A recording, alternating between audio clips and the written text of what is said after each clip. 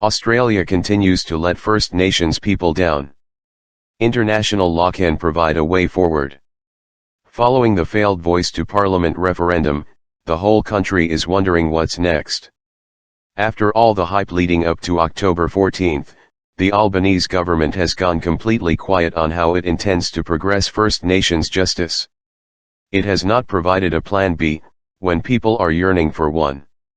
There is clearly momentum to progress justice for our people, and it is so important not to lose this.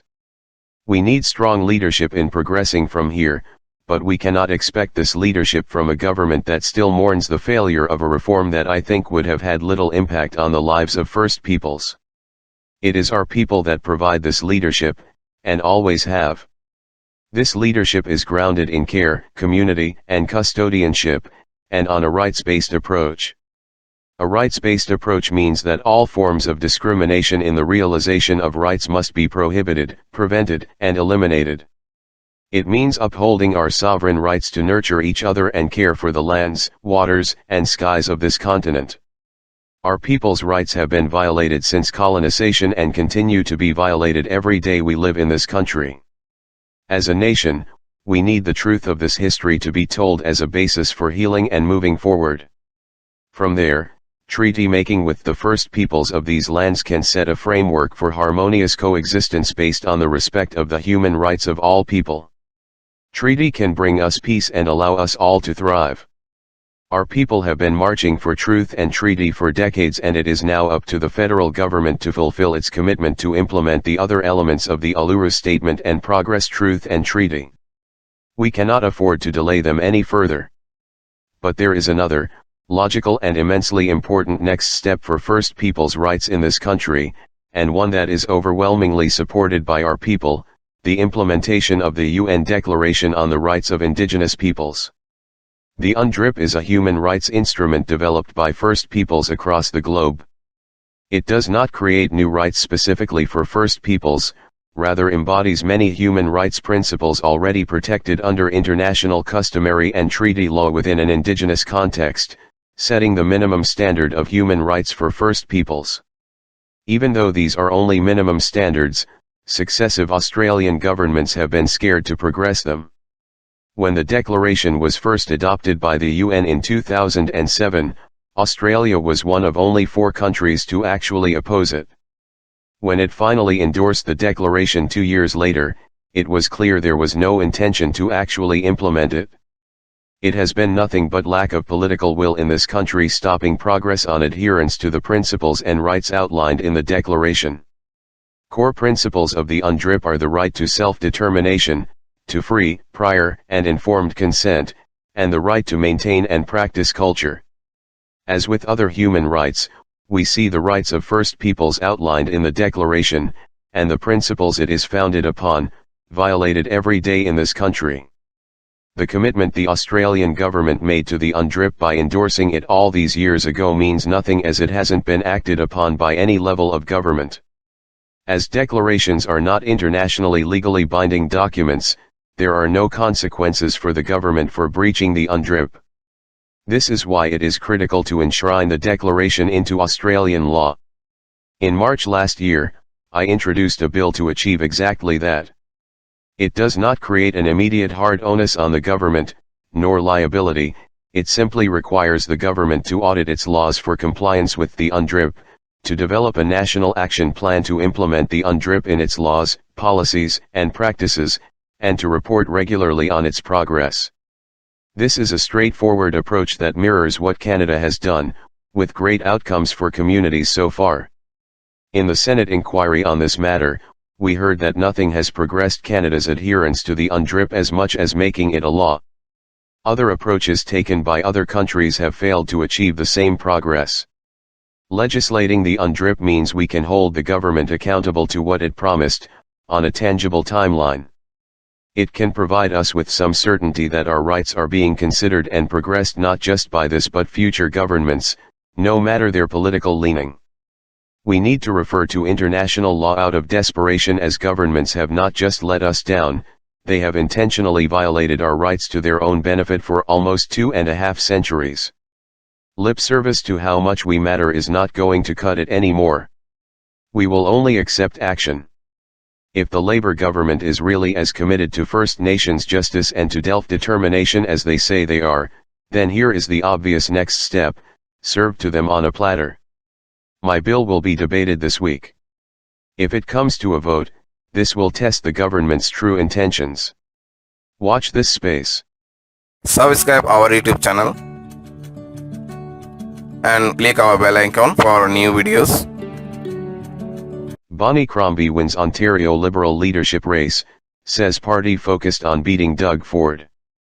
Mississauga Mayor Bonnie Cromby will lead the Ontario Liberal Party in its fight to regain official party status at Queen's Park and challenge Premier Doug Ford in the 2026 election after being elected the party's new leader on Saturday.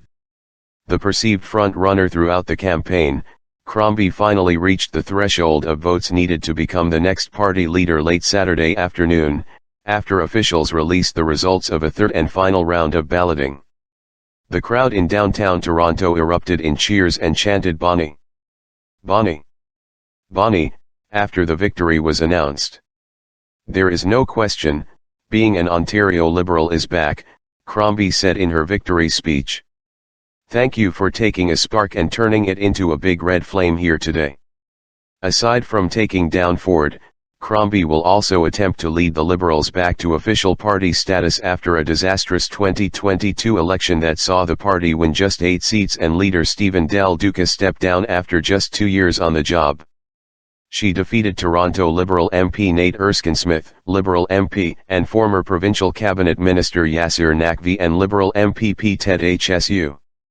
"Ford government in all of our sights," Cromby says.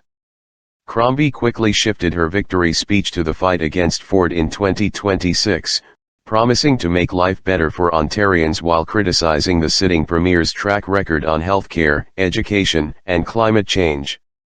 "Ford and his conservative cronies have been the opponents in all of our sights this entire campaign," she said. "This is our moment." When it comes to next steps for the party, Cromby says the Liberals need to focus on building trust with voters, recruiting candidates who reflect the province and fundraising. Speaking to reporters, she said the PCs are out fundraising the Liberals 10-1.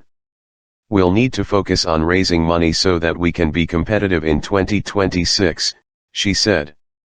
After working as a business leader, MP, and then mayor for almost a decade, Cromby said today's victory was the greatest honor of her life. Cromby has been a popular mayor in Mississauga, cruising to a third term last October.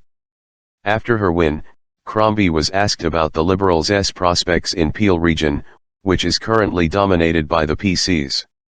"I fully intend to take all seats in Peel region," Cromby said. Cromby does not have a seat at Queen's Park. She said she would consider running for MPP in Lambton Kent Middlesex, the seat vacated by former Labour Minister Monty McNaughton in September, but wouldn't commit to putting her name on the ballot. Ideally, she said, she would run in Mississauga. Cromby said she would likely step down as Mississauga's mayor in the new year. Cromby, as Mississauga mayor, has been a vocal opponent of Ford's changes to how municipalities collect certain fees from developers that help the cities fund infrastructure. The Association of Municipalities of Ontario has said the move shortchanged municipalities by $5 billion and has pushed hard for the dissolution of Peel region, where her Toronto area city is located. In her victory speech, Cromby thanked the late Mississauga Mayor Hazel McCullion, her mentor, for teaching her the importance of being a good listener and sound financial manager. Ford government already on the attack, NDP congratulatory. Ford's Progressive Conservatives published an attack ad on social media minutes after Cromby was elected leader. "Bonnie and the Liberals just don't get it, they'll cost you," reads an image of Cromby the Conservatives shared on X, formerly known as Twitter. The image includes bullet points that suggest a Cromby-led government would see higher taxes, more gridlock, fewer homes. Ontario NDP leader Marit Stiles struck a different tone, congratulating Cromby's win with a post on X. "As you set a new direction for your party, I'm looking forward to your ideas and contributions to the debate on the future of our great province," Stiles said. Cromby won on the third round of ranked ballot voting after leading the first round and second round, but falling short of the 50% threshold needed to win. She took the leadership with roughly 53% of points needed to win, after finishing with 43% in the first round and 47% in the second round. Cromby's team entered Saturday's contest suggesting she could win after the first round of votes was counted. But the race finished closer than expected, with Erskine Smith finishing with 47% of the available points. The Liberals had boasted that the leadership race saw the candidates sign up a record number of members, with more than 100,000 people eligible to vote for the new leader, up from 44,000 and 38,000 in the two previous contests. But only a fraction of those members cast ballots last weekend, with 22,827 people voting. The party notes that is higher than the 12,988 Ontario Liberals who cast ballots in the 2020 leadership race and more than the 19,438 in 2013. A timeline of recent Ontario Liberal leaders. Dalton McGuinty, 1996 to 2013. McGuinty announced his resignation in 2012, paving the way for an intense leadership competition. Kathleen Wynne, 2013 to 2018. Wynne stepped down after her party was defeated by the Progressive Conservatives. John Fraser, 2018 to 2020. Fraser served as the party's interim leader. Stephen Del Duca, 2020 to 2022. Del Duca stepped down after the PCs once again defeated the Liberals in the 2022 election. John Fraser, 2022 until today. Fraser said he has ruled out a third stint as interim leader. Subscribe our YouTube channel and click our bell icon for new videos. 28 Colombian pesos, Ramaphosa urges for new, at-scale and appropriate finance to back vulnerable nations. On Friday, December 1, South Africa's president urged world leaders, gathered for the 28 Colombian pesos to do more for vulnerable countries that disproportionately bear of impact of the climate crisis. African countries are among the most vulnerable to the effects of a rapidly changing climate and have to adapt and build resilience within the context of historically low levels of development and severely limited capacity. Historically, industrialized nations have spewed out the most carbon emissions that are trapping heat in the atmosphere. President Cyril Ramaphosa spoke on the second day of international climate talks in Dubai. He is among more than 170 world leaders set to address the United Nations Climate Conference in Dubai. On the first day of the climate conference, nearly all nations finalized the creation of a fund to compensate countries struggling to cope with loss and damage caused by climate change.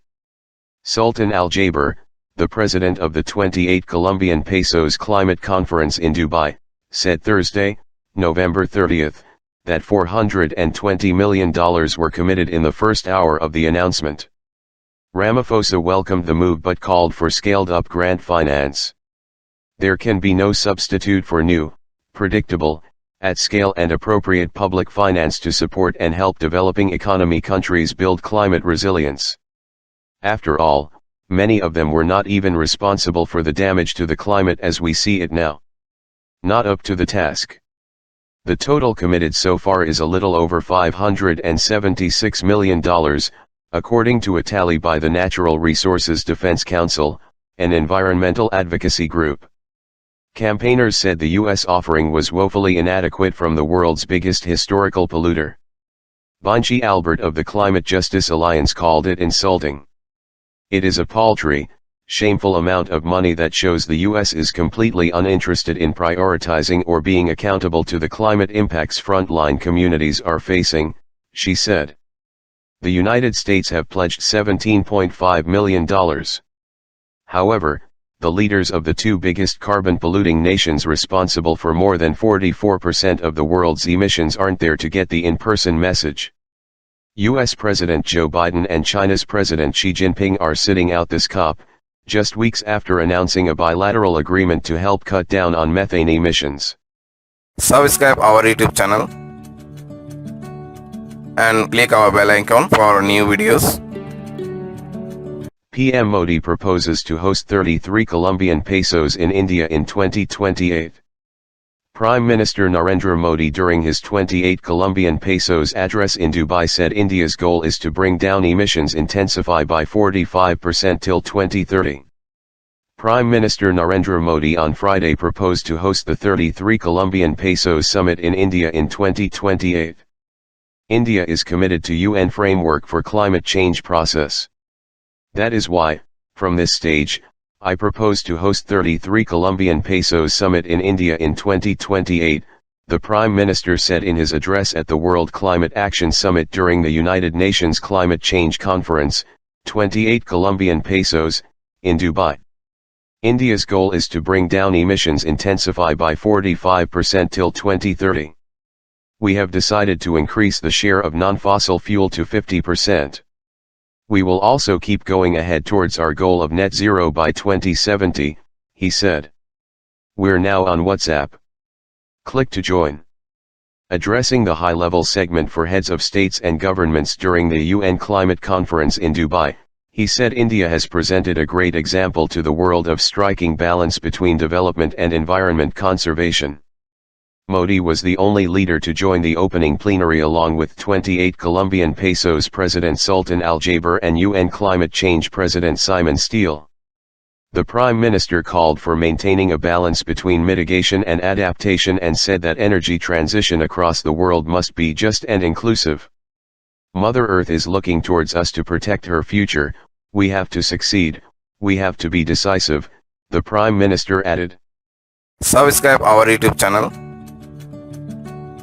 and click our bell icon for new videos. Singapore's next general election likely to be held in late 2024 at the earliest, analysts say. Singapore can expect its next general election, GE, to most likely be held in November 2024 at the earliest, political analysts told 24newsread.blogspot.com, after Prime Minister Lee Hsien Loong announced on Sunday, November 5, his timeline for handing over leadership to Deputy Prime Minister Lawrence Wong.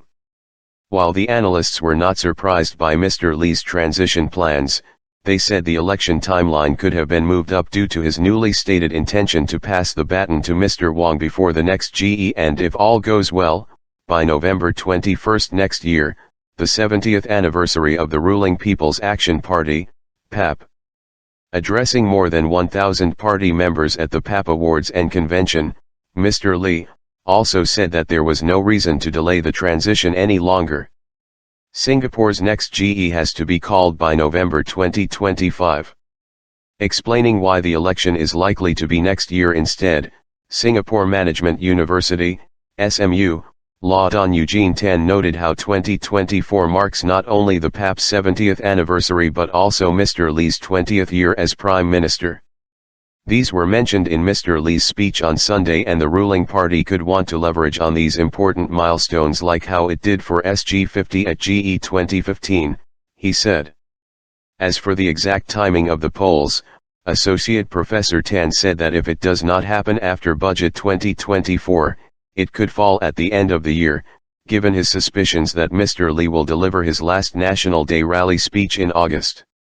Meanwhile, Institute of Policy Studies senior fellow Gillian Koh interpreted Mr. Lee's speech as signaling that it was now certain that the next general election will not be held till November 2024. Dr. Felix Tan, an independent political observer, noted that Sunday's announcement was overdue given how Mr. Lee had been talking about handing over to the next generation of leaders for several years now. By saying that he would love to hand over, by next November, it's a kind of an implicit way of telling Singaporeans, and also the 4G, fourth generation, leaders, that probably there will be an election, at least in 2024, Dr. Tan said. My assessment is that after handing over the reins to DPM Wong, the new leadership might want to quickly entrench his position by calling for an election soonest. Mr. Wong was endorsed as the leader of the party's 4G team last year after Deputy Prime Minister Hung Swee Keat, the initial PM in waiting, abruptly stepped aside in 2021, citing his desire for a younger leader with a longer runway to take over. Mr. Lee had previously expressed hopes of stepping down before his 70th birthday in February 2022. This plan was disrupted by the pandemic. Ms. Nidian Gio, Managing Director of Public Policy Consultancy Bauer Group Asia, pointed to earlier widespread speculation over when the leadership transition would take place, especially given the lack of clarity before Mr. Lee's announcement on Sunday. Handing over the premiership before the GE should be viewed as PM's expression of confidence in the 4G leaders, especially when there appears to be little opportunity going forward for the 4G leaders to show their mettle, Ms. Ngio added. That said, it could be argued that if he was truly confident in the 4G, he could have handed over the national security portfolio, defense, home affairs, foreign affairs, to them earlier, rather than have it still be run by 3G ministers. SMU's association professor Eugene Tan said that the sooner the handover happens, the better it would work out in terms of how the public perceives the 4G leadership. Given the extended transition, I think the thinking would be that any further delay could cast unnecessary doubt as to whether the 3G leadership has sufficient confidence in the 4G, said Association Professor Tan. Dr. Koh said that with Mr. Lee's announcement, notice has been given to the PAP leaders and rank and file that they have a year to prepare themselves for the next GE at least. This allows everyone to take a break from the speculation and to focus on what seems to be more important to the 4G team, she added. Mr. Wong and the 4G team, which released a report last week on its Forward Singapore exercise, require time to effectively convey this holistic picture of Singapore's next bound of social and economic development back to the people, Dr. Koh noted. This is occasion for the 4G to engage the public yet again, sector by sector, segment by segment, and this is really the most honest way for political leaders to prime themselves for a general election. Major cabinet reshuffle coming up? Even with the handover occurring before the next GE, analysts expect Mr. Lee to continue to feature prominently alongside Mr. Wong in the PAP's campaigning. After handing over, I will be at the new PM's disposal. I will go wherever he thinks I can be useful. I will do my best to help him fight and win the next GE, said Mr. Lee on Sunday. The current Prime Minister's presence can help build confidence and provide assurance that there will always be someone guiding the 4G leadership, said Dr. Felix Tan. SMU's association professor Eugene Tan said, we could perhaps even see both Mr. Lee and Mr. Wong being the face of the party on election posters and banners, in a way, trying to emphasize that this is a critical transition of leadership, and relying on the capital of both leaders. Some 3G leaders are also expected to remain in politics as mentors to demonstrate continuity amid change, he added. That said, some retirements may be expected, and could take place in a major cabinet reshuffle as soon as before the end of 2023, or else in early 2024, according to Association Professor Tan. He noted how Mr. Lee had in recent years customarily announced a reshuffle in his cabinet every year, although the extent of change differed. Given how the ministers have been in their current positions for nearly 2 to 3 years, the next reshuffle would very likely carry very significant imprints of Mr. Wong and the 4G team. In addition, a reshuffle ahead of a GE is also quite common, said Association Professor Tan. Not immediately before a GE, but, to signal, this will be the team that will be the cabinet if the PAP regains power, and so, it's meant to inspire confidence, he added. Changing leadership style. At the PAP convention on Sunday, Mr. Wong mentioned how he intends to approach leadership by finding common ground, instead of accentuating differences. This, said the political observers, was in line with the leadership stance that Mr. Wong has put forth since being considered a front-runner to lead the 4G team. This was also how Mr. Wong had positioned the Forward Singapore exercise. And it is in response to changing demands among Singaporeans when it comes to political leadership and how policies should be made, said SMU's Association Professor Tan. In a way, the party has to adapt to those changing expectations and desires. Dr. Felix Tan said, what we'll see in Lawrence Wong's term or tenure as Prime Minister in the future, is probably an extension of a very consultative kind of government. He noted the importance of this shift, given how there remain some segments of society who may feel that the government has a one-track mind. So I think Lawrence Wong is trying to change that sort of perspective. We want to have diverse voices. Everyone has a voice, but let's try to compromise or try to find a middle ground that best suits everyone.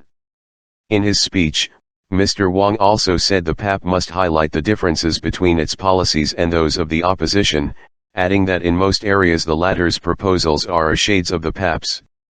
The PAP must improve how it communicates, not just through government communications, and must make clear what it stands for and its long-term plans, he said.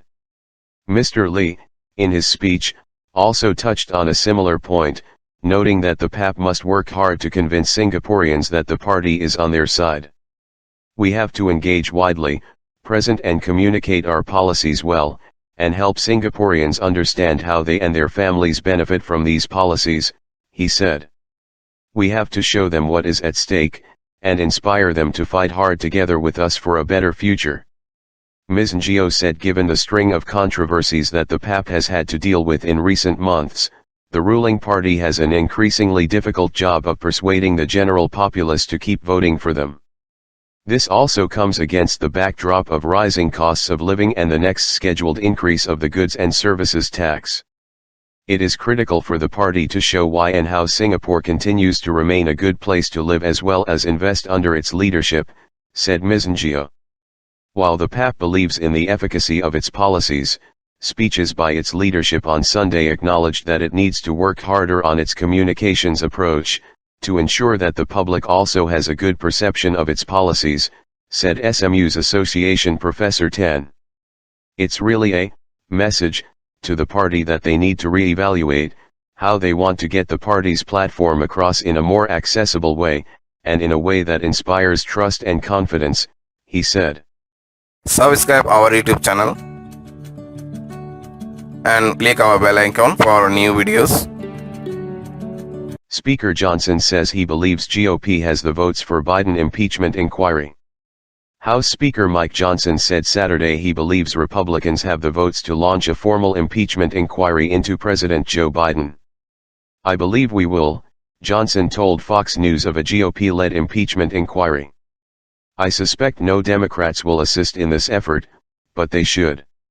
Johnson added Republicans have a duty to do this and we cannot stop the process. Republican leadership and key GOP committee chairs on Friday made the case for why they believe an inquiry vote is necessary, arguing it would strengthen their legal standing in court and accusing the White House of stonewalling their probe into the president and his son's foreign business dealings, a claim the White House has forcefully rebutted. Johnson, appearing alongside House GOP Conference Chair Elise Stefanik, claimed the inquiry wouldn't be used as a partisan political tool. Elise and I both served on the impeachment defense team of Donald Trump twice, when the Democrats used it for brazen partisan political purposes. We decried that use of it. This is very different, Johnson said. Now we're being stalled by the White House because they're preventing at least 2 to 3 DOJ witnesses from coming forward and withholding evidence from the National Archives, he continued. A formal impeachment inquiry vote on the floor will allow us to take it to the next necessary step, and I think it's something we have to do at this juncture. To this point, House Republicans have been pushing to formalize their impeachment inquiry into Biden but have not had the votes to do so. Former House Speaker Kevin McCarthy called on his committees in September to open a formal impeachment inquiry into Biden amid increasing pressure from his right flank to move ahead, though it has remained clear that the conference is divided over whether the evidence exists to impeach the president. In response to a question about Hunter Biden's lawyers requesting an open hearing in place of a deposition, Stefanik called the request unacceptable and said the only correct response to a subpoena is a deposition. An open hearing is 5 minutes on the Democrat side, 5 minutes on the Republican side. It becomes a very public press opportunity, Stefanik said. We want to go about this from a legal and factual perspective, and the only way to go about that is through a deposition. It's the precedent, Johnson added. Every investigation of Congress in the modern era, the deposition has come first, and the public testimony follows. Why would we break that precedent now? Subscribe our YouTube channel and click our bell icon for new videos.